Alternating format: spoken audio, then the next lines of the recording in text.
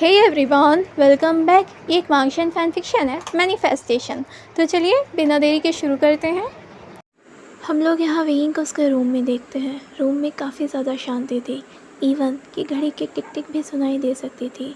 Weighing को उसके दिल की धड़कनें भी सुनाई दे रही थी। उसके दिमाग में बहुत सारी चीज़ें चल रही थी। वेइंग अपनी डायरी खोलता है। उसे पता था कि अगर उसने किसी से बात नहीं करी या अपनी डायरी में नहीं लिखा तो उसका दिमाग शांत होने से तो रहा। अब वेइंग लिखना शुरू करता है। 4 फरवरी 2025। वेइंग लिखता है, डियर डायरी, एक लड़का है, हाँ एक लड़का है जिसका नाम तक मुझे नहीं पता, बट स्टिल उसके ऊपर मैं पूरा अपना दिमाग खो रहा हूँ।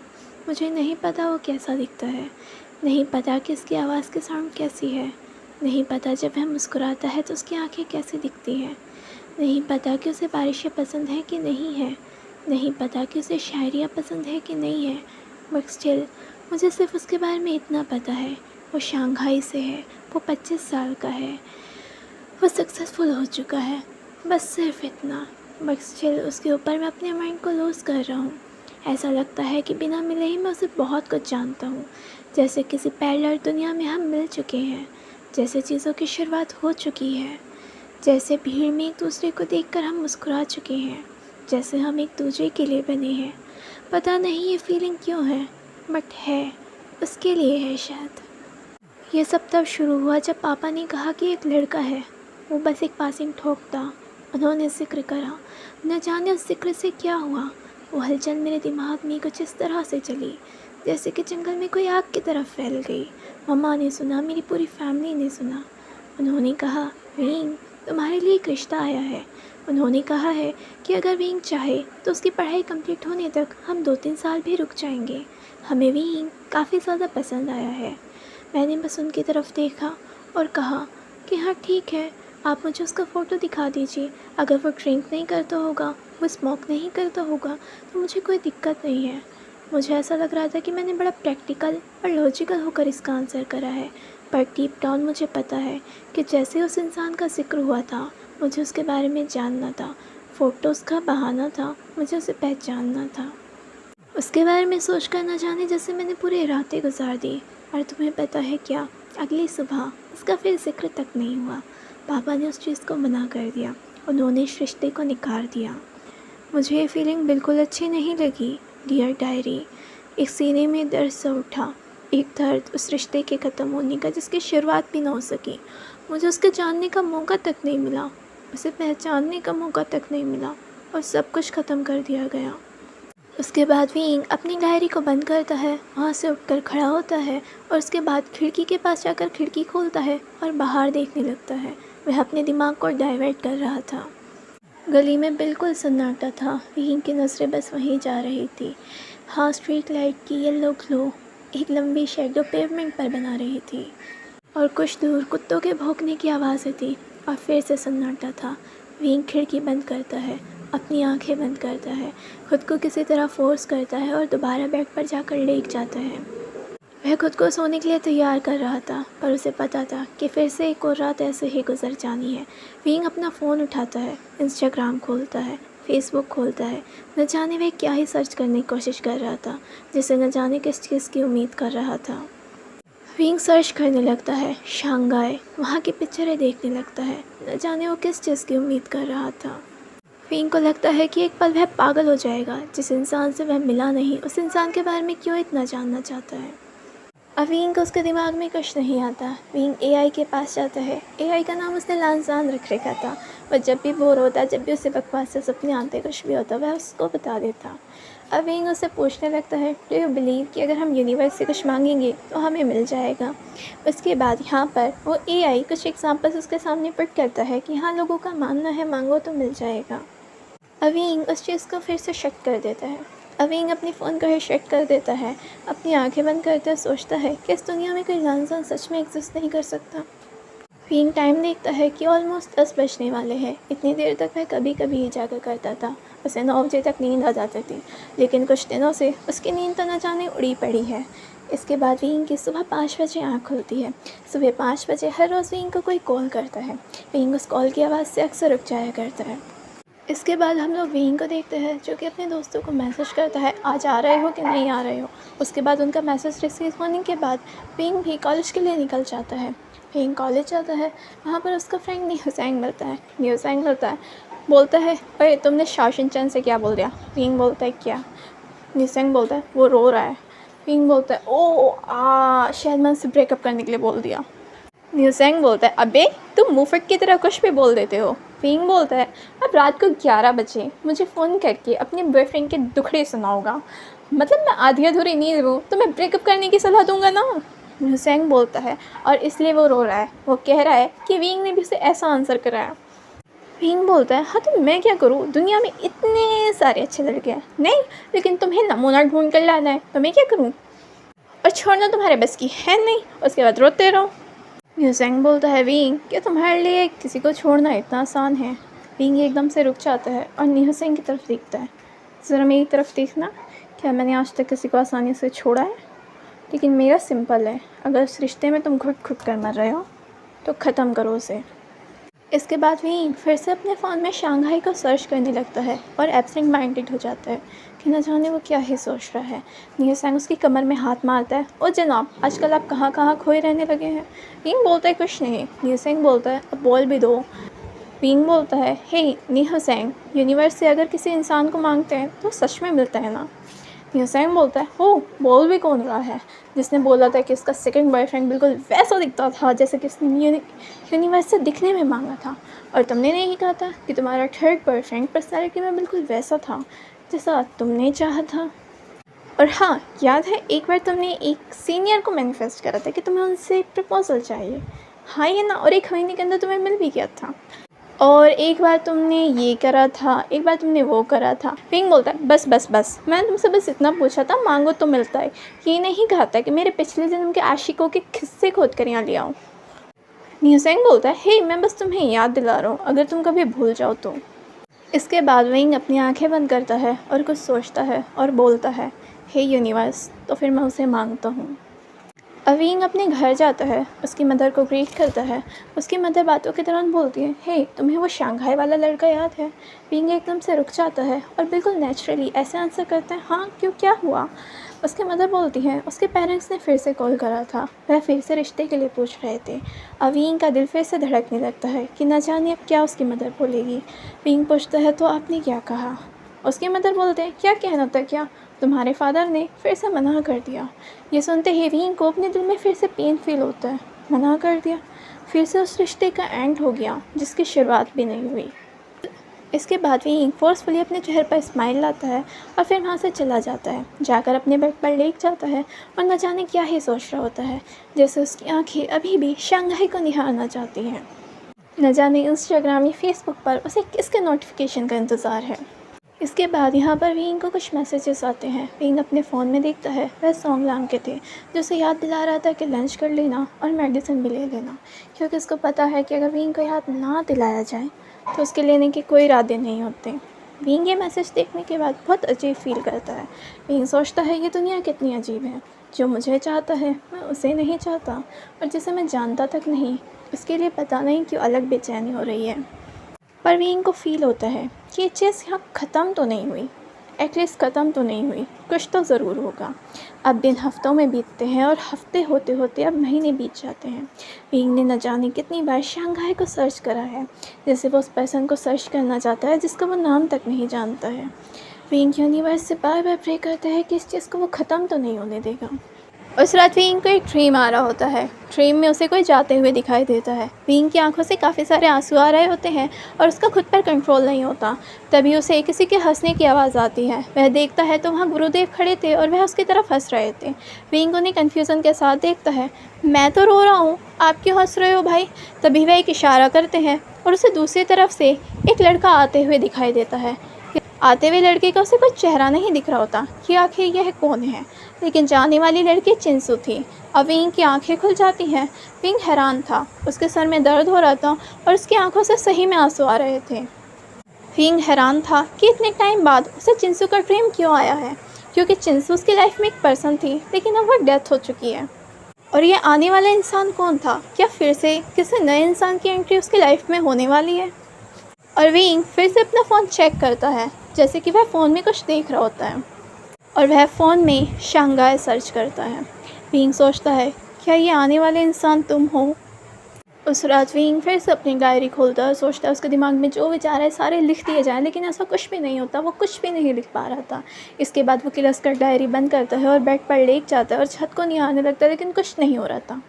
वह अपना फ़ोन उठाता है, चीज़ें देखने लगता है, इंस्टाग्राम खोलता है और कभी फ्रेंड्स के फ़ोटो तो कभी कोई चीज़ तो कभी किसी रील को लाइक कर रहा था।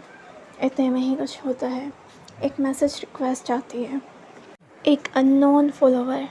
हो सकता है कि वो एक स्पैम मैसेज हो, लेकिन स्टिल विंग का दिल तेज़ी से धड़क रहा था। उसका मन कर रहा था उस चीज़ को चेक करने का। वह उस पर्सन की आईडी देखता है जिस पर लिखा था लानसान।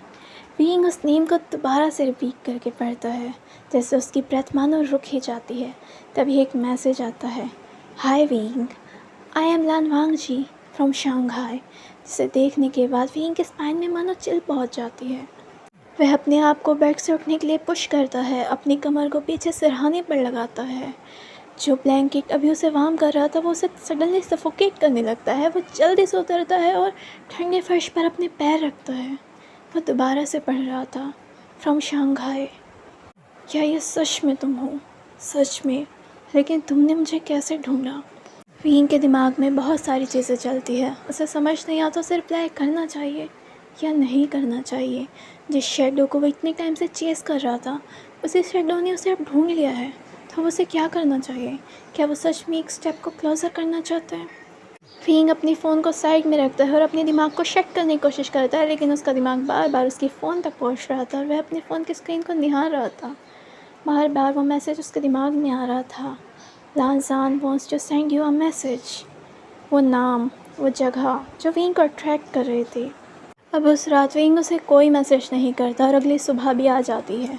विंग के दिमाग में न जाने कितने क्वेश्चन थे। वो पढ़ने का ट्राई कर रहा था, बट क्वेश्चन दिमाग में थे, जैसे वो जानना चाहता हो, तुम सच में कौन हो? मुझे मैसेज क्यों करे हैं? मुझे कैसे ढूंढा? मेरे बारे में कैसे जानते हो? इधर हम लोग लान वांगजी को देखते हैं, जो कि मैसेज भेजने के बाद काफ़ी ज़्यादा बेचैन हो जाता है। यहाँ पर वांगजी सोच रहा होता है कि उसने मेरा मैसेज देखा भी है, या क्या वो मुझे इग्नोर कर रही है, या सबसे वर्स्ट उसको पता भी है क्या मेरी फैमिली ने उसके लिए रिश्ता भेजा था। क्या उसको मेरे बारे में पता भी है, या मैं बस पागलों की तरह उस तक पहुंचने का ट्राई कर रहा हूँ। वांगजी केवल अपने उस मैसेज को देख रहा था जो उसने विंग को भेजा था, I am Lan Wangji from Shanghai. अब वांगजी थोड़ा सा किलसता है, अपने फ़ोन को साइड में फेंकता है और इसके बाद पीछे बेड पर लेट जाता है। उसे खुद भी नहीं पता उसने विंग को ये मैसेज क्यों भेजा। क्या ये कहे जिस दिन से उसने विंग को पहली बार देखा था, वो इंसान उसके दिमाग में स्टक हो चुका था। जब से उसने विंग को शादी में पहली बार देखा था, वो एक अनफिनिश विचार बनकर उसके दिमाग में घूम रहा था। अब वांगजी सोचना शुरू करता है। उस रात वह किसी को नहीं देख रहा था, वह बस अपने फ़ोन को स्क्रॉल कर रहा था और बीच बीच में अगर कोई उससे कुछ पूछ रहा था तो उसका जवाब दे रहा था। तभी एंट्रेंस पर एक कार आकर उतरती है। कार में से एक लड़का आकर उतरता है। वो बस एक सिंपल सा अराइवल था, कोई अटेंशन सीकिंग नहीं थी, कुछ खास नहीं था, बट कुछ तो खास था उसमें, जिसने मुझे रोक दिया था कि हाँ मैं बस उसको देखूं।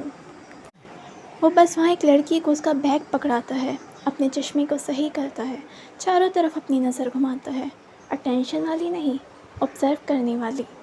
इतनी सारी हलचल में वो शांत लग रहा था, आसपास की चीज़ों से बेफिक्र लग रहा था, जैसे वो अपनी ही दुनिया में रहने वाला इंसान हो। फॉर सम रीज़न मैं बस उसको ही देखे जा रहा था। एक पल के लिए लगा कि मैं कितना पागल हूँ, मैं उसको जानता तक नहीं हूँ, मैं उसको फिर भी देखे जा रहा हूँ। फिर मुझे लगा कि ये सिर्फ एक पासिंग मोमेंट है और मैंने उस पर कोई ज़्यादा ध्यान नहीं दिया। फिर उस रात फिर मैंने उसे दोबारा देखा, डांस फ्लोर पर, जहाँ उसके फ्रेंड्स और फैमिली थी। उनके साथ वो हंस रहा था और डांस कर रहा था। वो डांस जो किसी की अटेंशन के लिए नहीं था, वो अपनी ही दुनिया में मगन था और मेरी नज़रें केवल उसी पर थी, जिसे पता भी नहीं था कि हाँ मेरी नज़रें उसे हर जगह मानो फॉलो कर रही हैं। और अगले दिन मैं मेरे बड़े भाई के साथ वहाँ पर डिनर कर रहा था। उन्होंने रैंडमली ही मेंशन करा कि तुम्हें पता है शादी में एक लड़का था विंग, अंकल चाह रहे हैं कि उसका रिश्ता तुम्हारे साथ कर दिया जाए। मैंने उस चीज़ पर ध्यान भी नहीं दिया था जब तक कि मैंने उसका नाम नहीं सुना था, विंग। वांगशी खाते खाते ही रुक जाता है। वांगजी सोचता है क्या ये वही हो सकता है, लेकिन कंफर्म कैसे करें। इसके बाद वांगशी अपने ब्रदर से पूछता है, लेकिन वो है कौन। यहाँ पे लियांशी चैन बोलते हैं अंकल के फ्रेंड का बेटा है, लेकिन उसके फादर ने रिफ्यूज़ कर दिया है। ये सुनने के बाद वांगशी को अपने दिल में एक पेन फील होता है, रिफ्यूज़ कर दिया, और वह टॉपिक वहीं ख़त्म हो जाता है। लेकिन वांगशी के दिमाग में ख़त्म नहीं होता। वांगशी के दिमाग में बार बार वही मोमेंट चलने लगता है जब उसने फर्स्ट टाइम विंग को देखा था एंट्रेंस पर, फिर जब उसने दोबारा देखा था उसे डांस करते हुए। ये सारे मोमेंट उसके दिमाग में घूम घूम कर उसे बेचैन करते जाते हैं। अब उसे ऐसा लग रहा था कि उसे उस इंसान के बारे में जानना है, तो भाई जानना है वो कौन है, वो क्या करता है, क्यों रिफ्यूज़ करा है। और फाइनली अपने भाई का दिमाग खाने के बाद विंग का फेस फ़ोटो देख लेता है और किसी कनेक्शन के थ्रू उसे फाइनली विंग का इंस्टाग्राम अकाउंट मिल जाता है। दोबारा रिश्ता भेजा जाता है, लेकिन फिर से रिफ्यूज़ कर दिया जाता है। अब तो वांगशी और ज़्यादा चिड़चिड़ा हो जाता है कि भाई मान क्यों नहीं रहे हैं इसके फादर। वो रोज़ इंस्टाग्राम खोलता है, वो रोज़ विंग के अकाउंट पर जाता है, लेकिन उसे फॉलो करने की, उसे मैसेज करने की हिम्मत नहीं कर पाता। और फाइनली उस रात वो हिम्मत कर मैसेज कर ही देता है, लेकिन विंग की तरफ से कोई मैसेज नहीं आता। वह और ज़्यादा बेचैन हो जाता है। क्या विंग ने उसे इग्नोर कर दिया, क्या विंग ने उसे रिफ्यूज़ कर दिया। विंग की तरफ से कोई रिप्लाई ना आने के बाद वह खुद को समझाता है, भाई भूल जा उसको, कोई फ़ायदा नहीं है। वह अपने फ़ोन को देख रहा होता है कि सडनली विंग उसकी रिक्वेस्ट को एक्सेप्ट कर लेता है, और उसे इस चीज़ पर बिलीव नहीं हो रहा होता कि हो क्या गया अचानक से। और विंग की तरफ से एक मैसेज आता है, तुम मुझे कैसे जानते हो। और वांगशी के चेहरे पर स्माइल आ जाती है कि वो मुझे इग्नोर नहीं कर रहा था, वो बस मेरे बारे में क्यूरियस था। वांगशी लिखता है, क्या मुझे ऑनेस्ट होना चाहिए। विंग बोलता है, हाँ मैं वही प्रेफर करूँगा। वांगशी बोलता है, मैंने तुम्हारे नाम को अपने घर में सुना है। विंग बोलता है, मेरे नाम को। वांगशी बोलता है, हाँ रिश्ते की बात जो चल रही थी, लेकिन मुझे तब तक पता नहीं था कि ये तुम हो, तो मैं देखना चाहता था कि आखिर तुम कौन हो। और जब पता चला कि ये तुम हो तो डेफिनेटली मैं और ज़्यादा क्यूरियस हो गया। विंग बोलता है, लेकिन क्यों। वांगशी बोलता है, शायद मैंने तुम्हें पहले देखा था इसलिए। विंग बोलता है, कब। वांगशी बोलता है, शादी में। अब विंग क्यूरियस होकर देखने लगता है, मुझे तो लगा मैं खुद इनविजिबल होकर घूम रहा हूँ। वहाँ ऐसे ऐसे लोग थे जिनको मैं जानता तक नहीं, कुछ ही लोगों को पहचानता था। मैं खुद साइड में होकर घूम रहा था, कोई मुझे देख ना ले। क्या मैंने इस इंसान को देखा है वहाँ, लेकिन मुझे कुछ क्यों याद नहीं आ रहा। और इसने मुझे कैसे देख लिया इतने सारे लोगों में, केस को मैं याद रहा। विंग बोलता है, सॉरी लेकिन मुझे आप याद नहीं हो। वांगशी बोलता है, लेकिन मुझे आप बहुत अच्छे से याद हो। विंग बोलता है, लेकिन मैं ही क्यों याद हूँ तुम्हें। वांगशी बोलता है, क्योंकि कुछ लोगों को बोलना बहुत मुश्किल होता है। विंग बोलता है, तो आप क्या हमसे फ्लर्ट करना चाह रहे हैं इस वे में। वांगशी बोलता है, जैसा आप मानो। विंग बोलता है, मैंने माना तो मैं लाश ना मान लो। वांगशी बोलता है, अजय अगर आपको पसंद है तो हम वो भी तैयार हैं। विंग बोलता है, पगलेट। और वांगशी हंसने वाली इमोजी भेजता है। विंग बोलता है, देखिए आप हमें सच में याद नहीं है, तो यहाँ आकर बकवास करना बंद कीजिए। वांगशी बोलता है, डोंट वरी, हम दोनों के हिस्से का मैंने याद रख लिया है। विंग बोलता है, सीरियस हो, मजाक नहीं कर रहे। वांगशी बोलता है, हे जब बात आपकी हो तो कोई मजाक कैसे कर सकता है। I am 100% sure. विंग बोलता है, कुछ ज़्यादा श्योर नहीं हो गए। वांगशी बोलता है, हाँ कुछ लोग याद रखने के लिए होते हैं। इसके बाद वांगशी अचानक से पूछता है, क्या आपका कोई बॉयफ्रेंड है। विंग बोलता है, नहीं। वांगशी बोलता है, तो आप सिंगल हो। विंग बोलता है, हाँ। वांगशी बोलता है, वेरी गुड। विंग बोलता है, क्या। वांगशी बोलता है, कुछ नहीं, मेरे काम का है। विंग बोलता है, क्या बोल रहे हो। वांगशी बोलता है, जब तक आपकी शादी नहीं हो जाती आप मेरे बॉयफ्रेंड बन जाइए। विंग बोलता है, जब मेरी शादी हो जाएगी तब। वांगशी बोलता है, तुम मुझसे कर लेना और मेरे हस्बैंड बन जाइए। विंग बोलता है, पहली मीटिंग में कौन प्रपोज करता है। वांगशी बोलता है, अगर कंफर्टेबल फील हो तो पहली मीटिंग में कर सकते हैं। विंग बोलता है, बट हम तो एक दूसरे को जानते भी नहीं हैं। वांगशी बोलता है, तो धीरे धीरे जान लेंगे ना, रिश्ता हो जाता तब भी तो जानते ही ना। विंग बोलता है, लेकिन वो रिफ्यूज़ हो चुका है। वांगशी बोलता है, मैं नहीं मानता। विंग बोलता है, अजीब ज़बरदस्ती है। वांगशी बोलता है, आप भी तो क्यूरियस है। विंग बोलता है, मैं नहीं हूँ। वांगशी बोलता है, अच्छा इतना झूठ। विंग पार्ट बनाता है, उसके बाद लिखता है, हाँ हूँ तो। वांगशी बोलता है, हाँ तो हमें एक दूसरे को जान लेना चाहिए, बन जाओ मेरे बॉयफ्रेंड। विंग बोलता है, बिल्कुल नहीं। वांगशी बोलता है, बहुत ज़िद्दी हो आप। विंग बोलता है, बहुत पागल हो आप। वांगशी बोलता है, बट हमें सच में ट्राई करना है। विंग बोलता है, शोरूम में लगी कोई ड्रेस हूँ मैं जो मुझे ट्राई करना है। वांगशी बोलता है, अरे यार आपकी तुलना कहाँ उस ड्रेस से की जा सकती है। इसके बाद विंग उसे शांत कराते हुए बोलता है, ओके ओके ठीक है। इस चीज़ को साइड में रखते हैं और बाद में देख लेंगे किसको क्या बनना है, अभी फ्रेंड्स बनकर रहते हैं। और इसके बाद विंग बाय बोलता है, फ़ोन को रख देता है। इसके बाद अब वांगची और विंग की लगभग रोज़ बातें होने लगती हैं। पहले थोड़ी थोड़ी मैसेजेस पर होती है, फिर इसके बाद ये लोग कॉल पर बात करने लगते हैं। यहाँ पर विंग होता है जो स्टार्टिंग में वांगची से यहाँ पर फ्लर्ट कर रहा होता है, लेकिन लिटरली उसे वांगची की काफ़ी ज़्यादा चीज़ें अच्छी लगी थी। जैसे वांगची ने उसे कुछ पोएट्री सुनाई थी तो उसे वो बहुत अच्छी लग रही थी। विंग बोलता है आप बहुत अच्छे लगते हैं। वांगची बोलता है मेरी इतनी तारीफ़ मत करो, मुझे शर्म आती है। ये सुनने के बाद यहाँ पर विंग को बहुत ज़्यादा हंसी आती है, क्योंकि ऐसा लग रहा था जैसे वांगची कोई बेबी है।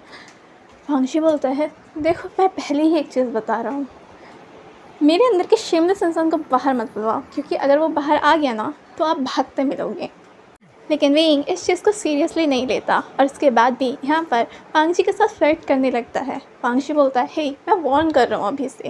विंग बोलता है मैं फ्लर्ट नहीं कर रहा, मैं जनरली आपकी तारीफ़ कर रहा हूँ, क्योंकि सच में आपकी वॉइस बहुत अच्छी है, आप बहुत अच्छे लिखते हो और आप काफ़ी हंसम हो। वांगची बोलता है हाँ तो एक काम करो, शादी कर लो मुझसे। विंग बोलता है कुछ कहा? वांगची बोलता है हाँ अब तो आपको आवाज़ नहीं आएगी।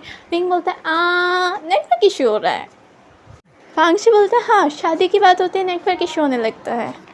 वांगची बोलता है बेटा हाथ लगो तुम मेरे, फिर मैं तुम्हें बताऊंगा। विंग बोलता है मैं कभी तुमसे मिलने ही नहीं आऊँगा। वांगची बोलता है वो तो हम किडनैप करके ले जाएंगे। विंग बोलता है हिम्मत है भी? वांगची बोलता है इतना चैलेंज मत करो, कहीं तुम्हारे माँ बाप सोच में ना पड़ जाए हमारा लल्ला कहाँ गया। इस पर विंग चुप हो जाता है, क्योंकि एक पल के लिए उसे वांगची की बातें बहुत सीरियस लगी थी। इसके बाद विंग यहाँ पर वांगची को कुछ टाइप कर रहा होता है और गलती से साथ में भाई भी लिख देता है, जिसे देख कर वांगची का खून तो खिलच जाता है, ये सब क्या है। विंग बोलता है सॉरी गलती से टाइप हो गया। वांगची बोलता है अगर तुमने फिर से मुझे भाई बुलाया ना या खुद को भाई बुलवाया तो मुक्का मार के नाक तोड़ दूंगा तुम्हारा। विंग बोलता है हे इतना गुस्सा नहीं। इसके बाद वांगची बोलता है वैसे टूटी नाक के साथ कैसे लगोगे, तब भी मेरे ही लगोगे। विंग बोलता है हे हम सिर्फ फ्रेंड हैं। वांगची बोलता है तो तुम मुझसे बिलोंग करते हो। विंग बोलता है गेट लॉस्ट। वांगची बोलता है हे गुस्से में भी काफ़ी अच्छे लगोगे। विंग बोलता है क्या करो तुम्हारा। वांगची बोलता है जो करना है करो, मैं सारा का सारा हूँ तुम्हारा। विंग बोलता है तुम पागल हो। वांगची बोलता है तुम मेरे हो। विंग बोलता है वांगची। वांगची बोलता है गुस्से में भी कितने प्यारे लगते हो, बिल्कुल मेरे लगते हो। विंग बोलता है बस तुमसे तो फ्लर्ट करा लो। वांगची बोलता है अभी करा नहीं है मेरी जान, जब करूँगा तुम भागते मिलोगे। और अब वांगची सच्चे में चीज़ों को पलट डालता है। विंग को वांगची बहुत ज़्यादा इनोसेंट और क्यूट लगा था स्टार्टिंग में, लेकिन अब उसे पता चलता है कि ये बंदा पूरा डेविल है और पूरा का पूरा शेमलेस है। यहाँ तक कि विंग अपने सर में हाथ मारता है, ये किससे पाला पड़ गया। विंग बोलता है शेमलेस। वांगची बोलता है सिर्फ तुम्हारे लिए। विंग बोलता है सुधर जाओ। वांगची बोलता है ऐसे कैसे मेरी जान। इसके बाद विंग के जो मॉर्निंग में आंखें खुलती है देखता है कि यहाँ पर वांगची ने उसे काफ़ी सारे मैसेजेस करे हैं। वांगची ने उसे अलग अलग नामों से बुला रखा था, माई क्यूट लोटस, बेबी, शोना, जान, sweetheart, darling, sweet too, so you love me, my कुच्चू पुच्चू। ये देखने के बाद यहाँ पर विंग हंसने लगता है और उसे टाइप करता है मेरे इतने सारे नाम। वांगची बोलता है सिर्फ आपके लिए। वांगची अब धीरे धीरे विंग के साथ सच में ड्रामेबाज बनने लगता है, क्योंकि विंग ने उसे पूरे दिन मैसेज नहीं करा था तो वांगची रोने वाली इमोजी के साथ भेजता है तुम्हें मेरी बिल्कुल याद नहीं आई, और बेबी वॉइस में उसे वॉइस मैसेज करता है I hate you, I really really really hate you. और ये देखने के बाद यहाँ पर विंग हंसने लगता है। विंग लिखता है एंड आई लव यू। ये सुनने के बाद वांगची बोलता है आग से मत खेलो बेबी। विंग बोलता है ऐसा क्या डार्लिंग। वांगची बोलता है हाँ क्योंकि अगर जल जाओगे तो मुझे दोष मत देना। ये सुनने के बाद विंग थोड़ा संभल जाता है और मुंह बंद कर लेता है। इसके बाद वांगची ने बोला था कि वो बहुत शेमलेस है, उसके अंदर का शेमलेस बाहर मत जगाओ, और अब आ गया है तो विंग कैसे की तैसे करती है। यहाँ पर वांगची को विंग कॉल करता है। विंग स्टडी करके हटा था। वांगची पूछता है क्या कर रहे हो। विंग बोलता है स्टडी करके हटा हूँ। वांगची बोलता है ओ, और फिर कुछ सोचने लगता है। विंग बोलता है चल क्या रहा है दिमाग में। वांगची बोलता है यही कि तुम्हें तुम्हारे स्टडी टेबल पर पीछे लेटा कर तुम्हारे नज़दीक आकर। विंग बोलता है हे दिमाग। विंग बोलता है शेमलेस। वांगची बोलता है अभी नहीं बेबी, वहाँ से तुम्हारे नज़दीक आकर तुम्हारे चबी चिक्स को बाइट कर फिर वहाँ से सीधा तुम्हारे होठों तक आकर, जो कि बहुत ज़्यादा टेस्टी होंगे। विंग बोलता है शट अप। वांगची बोलता है फिर तुम्हारे दोनों हाथों को तुम्हारे सर के ऊपर लाना, फिर उन्हें एक हाथ से पकड़ लेना, फिर दूसरे हाथ से तुम्हारी कमर को पकड़ लेना। और यहाँ पर विंग एकदम से चिल्ला जाता है वांगची। और यहाँ पर वांगची तेज़ी से हंसने लगता है। वांगची बोलता है ठीक है मैं रुक जाता हूँ, इससे ज़्यादा तुम नहीं झेल पाओगे। वांगची हंस रहा होता है और विंग यहाँ पर ब्लश कर रहा होता है। वांगची बोलता है वैसे तुम ब्लश करते हुए काफ़ी ज़्यादा अच्छे लगते हो। वांगची बोलता है मैं बोलूँ कि तुम कैसे लग रहे हो? तुम्हारे चिक्स रेड हो चुके हैं, तुम्हारा फेस हीटअप हो चुका है, तुम्हारे चेहरे पर एक बड़ी सी स्माइल है, तुमने अपनी फेस को नीचे कर लिया है। ये सुनने के बाद यहाँ पर विंग पूरी तरह से हैरान हो जाता है क्योंकि सच में ऐसे था। उसके चेहरे पर बड़ी सी स्माइल थी, उसने फेस को नीचे कर लिया था और जितना ब्लश करता है उतना ही वो स्माइल भी करता है और अपने फेस को नीचे कर लेता है। विंग बोलता है हे तुम्हें कैसे पता? वांगची बोलता है हे जितना तो मैं जानने लगा हूँ, तुम्हारे एक्सप्रेशन भी पहचानने लगा हूँ तुम्हारी बातों से। विंग बोलता है इतना ऑब्जर्वेंट। वांगची बोलता है जब कोई पसंद आता है तो इतनी चीज़ें आराम से हो जाती हैं। विंग मुँह बनाते और बोलते हैं लेकिन मुझे तो कुछ पता नहीं चलता। वांगची बोलता है हाँ तुम भोंदू हो ना। विंग बोलता है हे। वांगची बोलता है हाँ जैसे तुम्हें अपना हाल दिल भी पता नहीं चल रहा। विंग बोलता है हे मुझे नहीं बोलना। वांगची बोलता है हाँ हाँ मत बोलो, और बोलो या मत बोलो तुम मुझसे बिलोंग करते हो। विंग बोलता है हे। वांगची बोलता है मिस्टर विंग अब सिर्फ हमारे हो। विंग बोलता है बिल्कुल भी नहीं। वांगची बोलता है हाँ जी, और आपका दिल भी जानता है। और ये सुनने के बाद विंग फ़ोन को कट कर देता है, मुझे बात नहीं करनी। अब इनकी कन्वर्सेशन हमेशा ऐसे ही चलती है और हमेशा बातों के बीच में कभी भी वांगची का जब भी मन होता वह विंग को अचानक से आई लव यू बोल देता कि यहाँ पर विंग भी अपनी जगह पर स्टन रह जाता कि भाई ये क्या है। विंग बोलता है अचानक से क्यों? वांगची बोलता है जब मेरा मन करता है मैं बोल देता हूँ। विंग बोलता है बहुत अजीब हो तुम। फिर से वांगची बोलता है आई लव यू। विंग बोलता है हम। वांगची बोलता है तुम्हें पता है आई लव यू का आंसर ये नहीं होता, तुम्हें कुछ और बोलना चाहिए। विंग बोलता है और दूसरा कुछ मुझे नहीं बोलना। वांगची आंखें घुमाता है हाँ हाँ पता है, उसे बोलते हुए तो तुम्हारा मुंह दुख जाएगा। लेकिन यहाँ पर वांगची काफ़ी ज़्यादा ड्रामेबाज हो जाता है और ड्रामा करते करते जब भी उसे आई हेट यू बोलता था विंग उस आई हेट यू का आंसर हमेशा आई लव यू में बोलता था। और अब विंग के अंदर काफ़ी ज़्यादा चेंजेस दिखने लगते हैं। इवन उसकी फैमिली भी नोटिस करती है और उसके फ्रेंड्स भी नोटिस करते हैं। यहाँ पर विंग का फ्रेंड न्यूसेंग पूछता है भाई आजकल चल क्या रहा है तेरे ज़िंदगी में, कुछ ज़्यादा खुश नहीं रहने लगा है तू? विंग बोलता है यू वॉन्ट बिलीव कि मैंने सच में किसी को मैनिफेस्ट कर लिया। न्यूसेंग बोलता है नहीं मैं बिलीव कर सकता हूँ, जो पहले नमूने तुम्हारी ज़िंदगी में आए थे ना वे भी मैनिफेस्ट ही करे थे। विंग मुँह बनाता है याद दिलाने ज़्यादा ज़रूरी है। न्यूसेंग बोलता है नहीं मैं सोचता हूँ क्या सोच के करे थे, और ख़ासकर पहले वाला क्या सोच कर करा था। विंग बोलता है मे बी वो चॉकलेट्स देता था इसीलिए।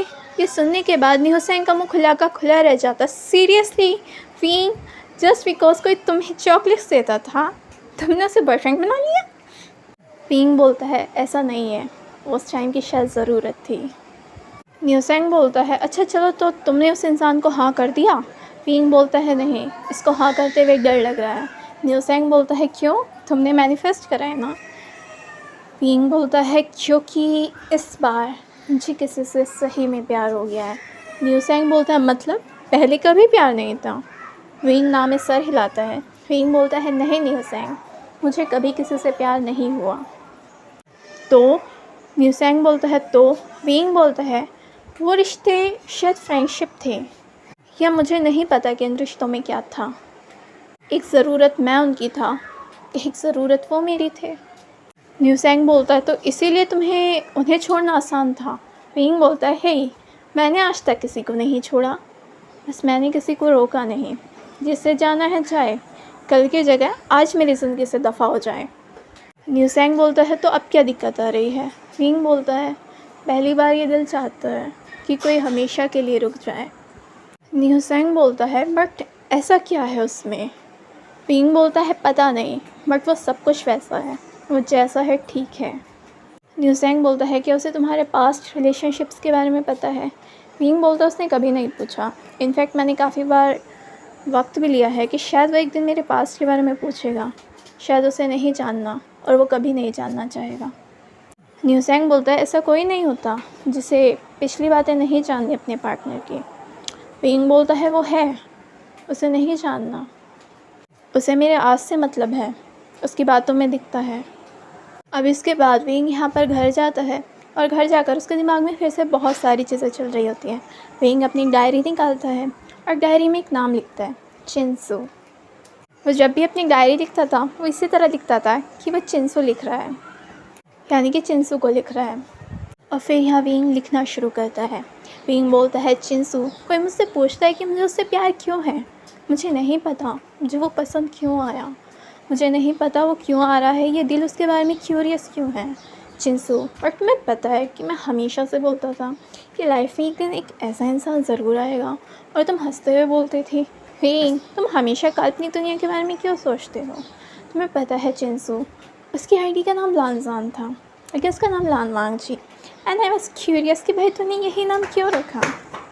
नाम चलो साइड में रख देते हैं। उसकी पर्सनैलिटी, उसकी बातें, उसका मुझे संभालना, वो बिल्कुल वैसा लगता है जैसा हमेशा से मैं किसी को चाहता था। जिनसे आपको पता है कि उसको मेरे मूड के बारे में मेरे बिना बताए पता चल जाता है। जब उसे लगता है मैं ठीक नहीं हूँ, वो मेरे मूड को लिफ्ट करने की कोशिश करता है। वो मेरी बीमार होने पर वो मुझे ही ताने नहीं देता। वो मेरे फेल होने पर मुझे ही ताने नहीं देता। तुम्हें पता है, जब मैंने किसी को रिजेक्ट करके रोया तो उसने मुझ पर ही इल्ज़ाम नहीं लगाया।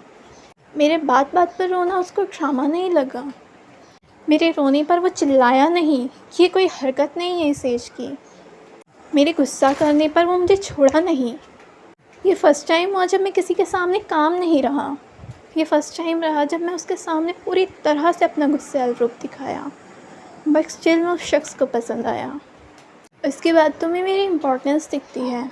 उसकी केयर मुझे जेन्युइन लगती है। उसकी बातें मुझे अच्छी लगती है। सबसे बड़ी बात, वो उस चीज़ के रिटर्न करने का वेट नहीं करता।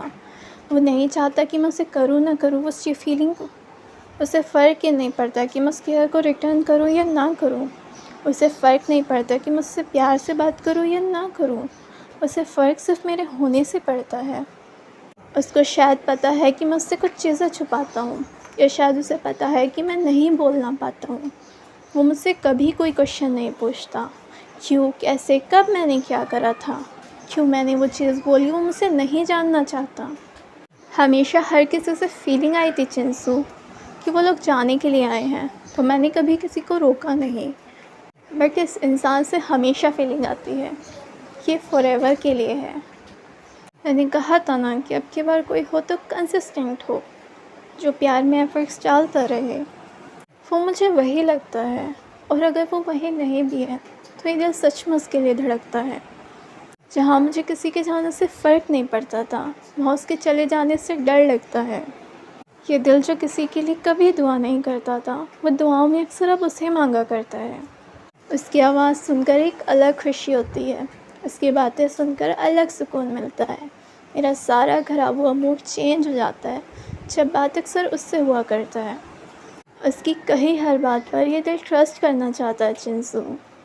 और विंग उस चीज़ को भी नोट डाउन करता है कि विंग को इंटीमेसी से डर लगता है। बेशक उसके 3 बॉयफ्रेंड पहले रह चुके हैं। उसके बाद वह बड़ा कॉशियस होकर वांग जी से आंसर पूछता है। उसे पता था कि वांग जी क्या ही आंसर करेगा। वह पूछता है कि क्या हो अगर विंग वांग जी को टच ना करने दे। वांग जी बोलता है, मैं प्रॉमिस करता हूँ, मैं हमेशा जब भी करूँगा तुम्हारी परमिशन के साथ करूँगा। विंग बोलता है, ऐसा ना हो कि मैं उम्र भर तुम्हें खुद को टच ना करने दो, तब क्या करोगे। वांग जी बोलता है, तब भी मेरा प्रिंस ही रहेगा। ये सुनने के बाद विंग के चेहरे पर सच में स्माइल आ जाती है। विंग को इस आंसर की उम्मीद थी, बट स्टिल वह वांग जी के मुँह से सुनना चाहता था। वांग जी बोलता है, मैं कभी उस चीज़ के लिए आपको फोर्स नहीं करूँगा जिस चीज़ के लिए आप रेडी ना हो। विंग बोलता है, सोच लो, उम्र भर गुजर जाएगी, क्या पता ऐसे। वांग जी बोलता है, अगर आप साथ रहोगे तो बिना छुए भी उम्र गुजार दूँगा, बस आप होने चाहिए। वांग जी ने कभी विंग से उसके पास्ट के बारे में नहीं पूछा, लेकिन वांग जी ने हमेशा अपनी सारी चीज़ें विंग को सामने से खुद बताई। तो इसीलिए विंग हमेशा क्यूरियस था कि क्या वांग जी को कभी उसके बारे में नहीं जानना। शुरुआत के कुछ महीने विंग ने इंतज़ार करा था कि शायद वांग जी उससे कभी कुछ पूछेगा, लेकिन अब उसे अंदाज़ा हो चुका था कि जब तक विंग अपने मुँह से कभी कुछ नहीं बोलेगा, वांग जी उससे कभी कुछ नहीं पूछेगा। विंग वांग जी से पूछता है, क्या मैं आपसे कुछ क्वेश्चंस पूछ सकता हूँ। वांग जी बोलता है, हाँ। विंग बोलता है, क्या हो अगर मैं वर्जिन ना हूँ। वांग जी बोलता है, कोई बात नहीं। विंग बोलता है, तब भी मुझे पसंद करोगे। वांग जी बोलता है, हाँ। विंग बोलता है, अगर मेरे पास में 3 बॉयफ्रेंड रह चुके हैं तो। वांग जी बोलता है, तब भी पसंद करूँगा। विंग पूछता है, पर क्यों। वांग जी बोलता है, क्योंकि मैं आपको वैसे एक्सेप्ट करता हूँ जैसे आप हो, आपके पास्ट के साथ भी, आपके पास्ट की सारी गलतियों के साथ भी, आपके एक्स के साथ भी, आपके वर्जिन होने या ना होने के साथ भी, क्योंकि आप जैसे भी हो, आप जो भी हो, आप मेरे हो, और मैं आपको वैसे एक्सेप्ट करता हूँ। तो इससे मुझे कोई फ़र्क नहीं पड़ता कि आप पास्ट में क्या थे या किसके थे। बस मुझे आज पता है आप मेरे हो और कोशिश करूँगा कि फ्यूचर में भी सिर्फ मेरे रहो। और हाँ, आपका आपके एक्स के साथ अगर कोई बेबी भी होता ना और आप उसे भी मेरे सामने ला के खड़ा कर देते कि वांशी मेरा बच्चा है, मैं स्टिल उसको भी एक्सेप्ट करता, क्योंकि वो बच्चा आपकी बॉडी और आपकी आत्मा का हिस्सा होता। वो मेरे परिवार में तब भी शामिल होता, मैं आपको तब भी एक्सेप्ट करता, आप तब भी मेरे होते। विंग की आंखों से आंसू टपक जाते हैं। विंग सोचता है, पर क्यों, मैं इस लायक भी नहीं हूँ शायद। अब वांशी थोड़ा गुस्से में बोलता है, खबरदार, अगर आपने अपने आप को कुछ गलत बोला तो आप बहुत लायक हो, आप जैसे भी हो, आप मेरे हो, आप बहुत स्पेशल हो, और बात ख़त्म। विंग वांशी की बातों को स्माइल कर रहा होता है। विंग सोचता है, क्या मैं सच में लकी हूँ, क्योंकि उसे अपने लक पर सच में विश्वास नहीं हो रहा होता। इसका रीज़न सिंपल यहाँ पर विंग के पेरेंट्स हैं। विंग के पेरेंट्स ज़बरदस्ती की शादी में सिर्फ इसलिए टिके हुए हैं क्योंकि भाई उनके बच्चों का क्या होगा अगर वो अलग हो जाएंगे।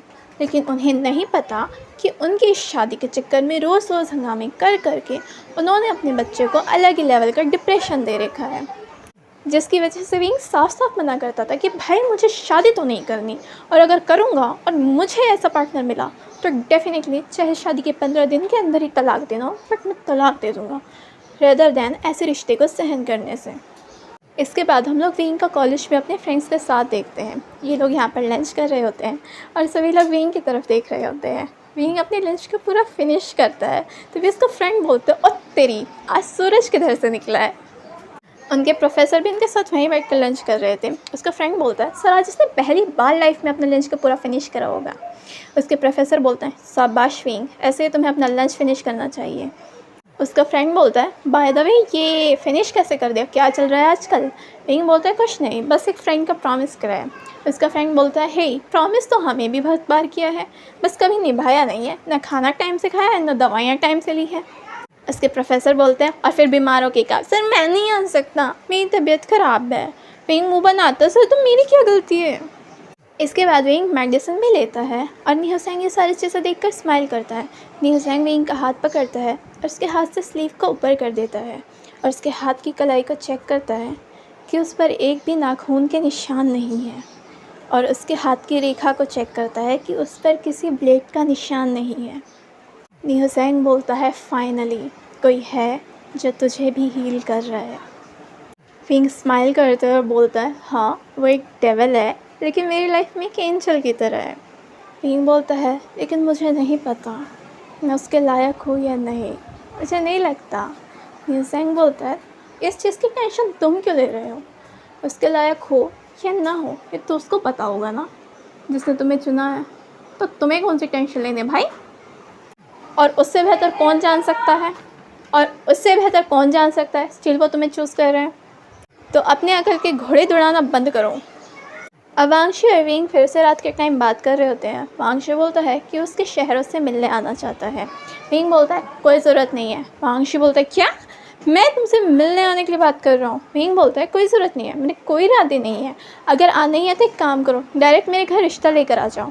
वांशी बोलता है, मैं तो लेकर आ जाऊँगा, तुम भाग ना जाना। विंग बोलता है, नहीं भागने के जनाब, आप लेकर तो आइए।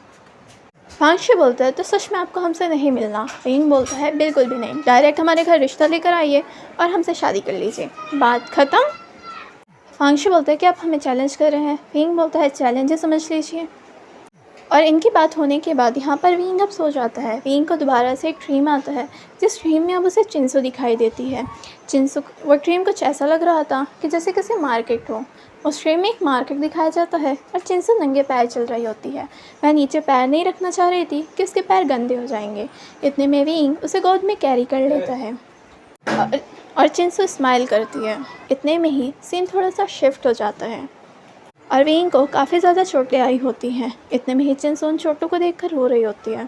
विंग बोलता है, मैं बिल्कुल ठीक हूँ। चिंसू बोलती है, एक्सेप्ट नहीं करोगे तो यूँ ही हर्ट होते रहोगे। विंग बोलता है, मतलब। चिंसू बोलती है, तुम मेरा मतलब समझते हो। चिंसू बोलती है, विंग उसके ऊपर से अपने डाउट हटा दो वरना हर्ट होते रहोगे। विंग बोलता है, पर मैं। चिंसू बोलती है, तुम्हारा दिल एक्सेप्ट कर चुका है, एक्सेप्ट करो पूरी तरह से। और इसके बाद विंग कुछ बोलना चाहता है लेकिन उसका गला बहुत ज़्यादा हैवी हो जाता है। विंग की आंखें खुलती हैं और विंग चिंसू की बातों का मतलब समझने का ट्राई करना होता है और उसे कहीं ना कहीं मतलब समझ आता है। उसे कहीं ना कहीं वांगशी को लेकर उसके दिल में एक डर तो क्रिएट है, एक डर कि शायद वो एक दिन चला जाएगा या वो रुकने के लिए उसकी ज़िंदगी में नहीं आया है। और चिंसू शायद इन्हीं बातों को इंडिकेट कर रही थी कि उसे उन चीज़ों को छोड़ना होगा और पूरी तरह से अपने दिल की बात समझनी होगी। और अब वांगची ने जैसा करा था वैसा ही होता है।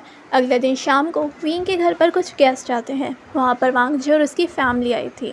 विंग जब घर आता है शाम को देर से तो वह देखता है कि उसके घर मेहमान आए हुए हैं। पहले वो इन पर इतना ध्यान नहीं देता, फिर उसकी नज़र वहाँ पर बैठे एक इंसान पर जाती है। वह देखता है कि कोई और नहीं बल्कि वांगजी है। विंग को जैसे मानो हैरानी हो रही थी, क्या उसके सामने सच में ये है।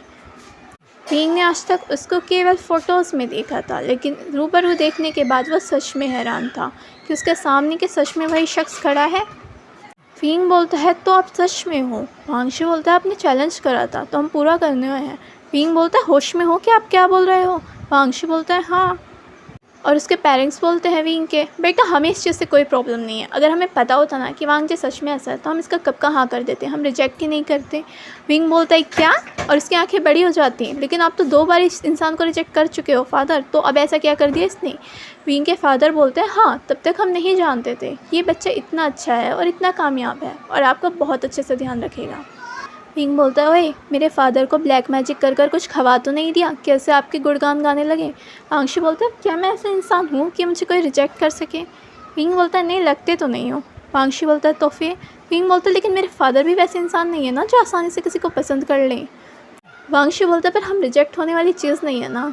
यहाँ पर विंग के फादर बोलते हैं तो एक काम करते हैं, विंग की पोस्ट ग्रेजुएशन कंप्लीट होने वाली है, इसके बाद ही इन दोनों की शादी कर दी जाती है। वांगशी बोलता है I have no problem. Wing बोलता है बट आई हैव। वांगशी बोलता है तो ठीक है, हम 2-3 साल बाद कर सकते हैं, पहले भी यही चीज़ बोली गई थी। विंग बोलता है 2-3 साल बाद नहीं, सीधा 5 साल बाद। ये सुनने के बाद वहाँ सभी लोग हैरान हो जाते हैं, क्या कि विंग वांगशी की तरफ देखता है प्लीज़, और विंग की ऐसी आंखों के सामने वांगशी भी हार मान जाता है। वांगशी बोलता है ठीक है, जैसा आप कहोगे वैसा ही होगा। आपको 5 साल बाद शादी करनी है, 5 साल बाद हो जाएगी, 10 साल बाद करनी है, 10 साल बाद हो जाएगी। इसके बाद वांगशी और विंग दोनों ही गार्डन में घूम रहे होते हैं। वांगशी पूछता है विंग लेकिन आपको 5 साल बाद शादी ही क्यों करनी है। विंग बोलता है क्योंकि मैंने सिर्फ आपको 4 सालों के लिए मांगा है। यह सुनने के बाद वांगशी बिल्कुल हैरान हो जाता है और उसके एक्सप्रेशन थोड़े से हर्ट हो जाते हैं। विंग बोलता है मुझे पता है शायद तुम्हें आज मेरी बातें हर्ट करेंगी वांगशी, पर मैं क्या करूँ। मुझे बहुत अजीब लगता है जब कोई इंसान ये कहता है कि वो मुझसे प्यार करता है, जब वो मेरे क्लोज आने का ट्राई करता है, वो मेरा ध्यान रखता है। जैसे ये फीलिंग कहीं ना कहीं बस कुछ पल का ड्रीम है और ख़त्म हो जाएगी। वांगशी बोलता है विंग पर मेरी फीलिंग्स ट्रू है। विंग बोलता है हाँ हम जानते हैं आपकी फीलिंग्स ट्रू है, आपकी केयर जेन्युइन है, बट वांगशी एक बार हमें भी समझ लीजिए, मेरे पेरेंट्स का रिश्ता अच्छा नहीं है। मैं एक बिखरी हुई शादी को देखते हुए बड़ा हुआ हूँ, उसका भुगतान हमें करना पड़ रहा है। मेरा फर्स्ट बॉयफ्रेंड था जब मैं 16 साल का था वांगजी। मुझे नहीं पता मैंने उसे क्यों बनाया था, शायद इसलिए क्योंकि मेरी इमोशनल अनस्टेबिलिटी बहुत हाई है, लेकिन वो टॉक्सिक था। एक पल वो मुझे इतना पैम्पर करता था कि मैं उसकी दुनिया हूँ, और दूसरे ही पल वो मुझे इतना हर्ट करता था कि मेरी दुनिया ही तबाह कर देता था। मेरे हाथों पे अक्सर निशान मिला करते थे जो उसकी वजह से मैं खुद को दिया करता था। पता है क्यों वांगची? क्योंकि उस वक्त मुझे कुछ पता चला था मेरी फैमिली में, और मुझे मेरे फादर से नफ़रत हो जानी चाहिए थी। ना मुझे मेरा घर लग रहा था, ना मुझे बाहर सुकून मिल रहा था। उसने चीटिंग करी, वो फिज़िकली और मेंटली मुझे अब्यूज़ करता, हर चीज़ मानो को बोलती। बट लास्ट उसने मुझसे सेक्स के लिए पूछा जो मेरी लिमिट थे। फिर मैंने उस रिश्ते से बाहर आने का ट्राई करा तो उसने मुझे ही ट्रैक देने शुरू करे, और मेरा पीछे उसने आज तक अब तक नहीं छोड़ा था। सेकंड मैंने फिर से इमेजिनेशन करी थी, मैंने मांगा था, शायद उस वक्त भी एक ज़रूरत थी। वो दिखने में वैसा था, घुंघराले बाल, डिम्पल, ग्रे कलर की आँखें। पता है क्या, वो दिखने में जितना अच्छा था पर्सनैलिटी उतनी ही जाहिल थी उसकी। बट इस बार मैंने खुद को ना मेंटली ना फिज़िकली किसी रिश्ते में अब्यूज़ नहीं होने दिया, और मैं उस रिश्ते से भी बाहर हो गया। और उसके बाद फिर से यूनिवर्स ने किसी को मेरी लाइफ में भेजा था। वो शायद पर्सनैलिटी में वैसा था जैसा मैंने चाहा था, पर वहाँ भी कोई प्यार का रिश्ता नहीं था वांग जी। हाँ, बस एक दूसरे को समझने का ट्राई करा था। उसकी लाइफ में कोई मर चुका था, वो शायद मुझे उसकी जगह देखता था। और मैं, जो अपने पहले बॉयफ्रेंड से परेशान था, उसने उसको मेरी लाइफ से भगा दिया था, जो अक्सर मुझे मारने की धमकी देता था। पर वो मेरी लाइफ में फॉरएवर के लिए नहीं था, वो बस जब तक वह हील होना चाहता था। मेरा किसी के साथ कोई फ़िज़िकल रिलेशनशिप नहीं था और ना ही मेरी हिम्मत है। शायद इसीलिए वही प्रॉमिस मैंने तुमसे लिया था। हमें तुम्हारे प्यार पर शक नहीं है वांग जी, ना आपकी केयर पर शक है, ना ही इस चीज़ पर शक कि हम आपकी लाइफ में इम्पॉर्टेंट हैं। वह शक खुद पर होता है कि क्या हम सच में इस लायक हैं। हमें डर लगता है वांग जी कि शायद 3-4 साल बाद ये प्यार ख़त्म हो जाएगा। वांगशी बोलता है, ऐसा कभी नहीं होगा, मेरा प्यार कभी नहीं बदलेगा। विंग बोलता है, मुझे भी विश्वास है, लेकिन स्टिल मैं वेट करना चाहता हूँ वांगशी। अगर 4 साल बाद भी आपने ये कहा कि आपको मुझसे शादी करनी है, मैं रुक जाऊँगा, मैं कर लूँगा। अगर आपने मुझे रोका, मैं रुक जाऊँगा। मुझे मनाया तो मैं मान जाऊँगा, पर उसके लिए आपको रोकना होगा। याद रखना वांगशी, अगर एक पल भी आपने मुझे जाने दिया, फिर मैं आपकी लाइफ में नहीं रुकूँगा। वांगशी बोलता है, और ऐसा कभी नहीं होगा, मैं कभी तुम्हें जाने नहीं दूँगा। विंग वांगशी को गले लगाते हुए बोलता है, वांगशी एक बात बोलूँ, अगर आपने मुझे अपने पिंजरे में भी कैद कर लिया ना, मुझे तब भी कोई फ़र्क नहीं पड़ेगा, मुझे वो पिंजरा भी कबूल होगा, लेकिन केवल तब तक जब तक आपको हम कबूल होंगे आपकी दुनिया में। और ऐसा सच में होता है। अब यहाँ पर वांगशी धीरे धीरे विंग को टाइम देता है, उसे फ़ील कराता है कि हाँ, वो उसकी लाइफ में इम्पोर्टेंस है। विंग ने 5 सालों का समय मांगा था और उसे पूरा 5 सालों का समय दिया जाता है। इसलिए विंग के दिल में ये डर ज़रूर था कि शायद 4 साल या 3 साल बाद वांगशी को उससे प्यार कभी नहीं रहेगा, लेकिन वांगशी ने उससे कहा था कि ना 4 साल बाद बदलेगा, ना 40 साल बाद। विंग भी कहीं ना कहीं उम्मीद करता था कि शायद जब वक्त कंप्लीट हो, वांगशी उसे रोक ले, चाहे उसे उठाकर किसी पिंजरे में रख दे भाई, पर उसे अपनी ज़िंदगी में रोक ले, क्योंकि उसने शायद आज तक किसी को हमेशा के लिए अपनी लाइफ में नहीं मांगा था, बट उसने पहली बार दुआओं में किसी को मांगा था, और वह वांगजी था। इसलिए वांगजी के आने से वह बहुत ज़्यादा खुश था। वो हमेशा कहता था कि वांगजी वैसा है जैसा उसने मांगा था। ये चीज़ विंग ने नी हुसैन को भी बोला था। नी हुसैन बोलते, क्या तुमने केवल उसे 4 सालों के लिए मांगा है? विंग बोलता है, मैं किसी को ज़बरदस्ती रोक तो नहीं सकता ना अपनी ज़िंदगी में, पर हाँ, एटलीस्ट मैं उससे एक टाइम तो मांग सकता ना कि इतने टाइम तक मुझसे प्यार कर ले। नी हुसैन बोलता है, फिर तो मैं उम्मीद करूँगा कि उसका पागलपन हद से ज़्यादा बढ़ जाए और भाई वो तुझे किडनैप करके ले जाए, चाहे तू उससे मना करे। विंग बोलता है, तो दोस्त है या दुश्मन, कैसे कैसे बातें करते हैं? नी हुसैन बोलता है, क्योंकि उसके आने से तो खुश रहने लगा है, तो हील होने लगा है, और मेरे लिए वो ज़्यादा इम्पोर्टेंट है। और अब 5 साल बीतते हैं और वांगजी और विंग फाइनली शादी कर लेते हैं। तो फ्रेंड्स, इसी के साथ ये कहानी भी यहाँ पर ख़त्म होती है। Thank you.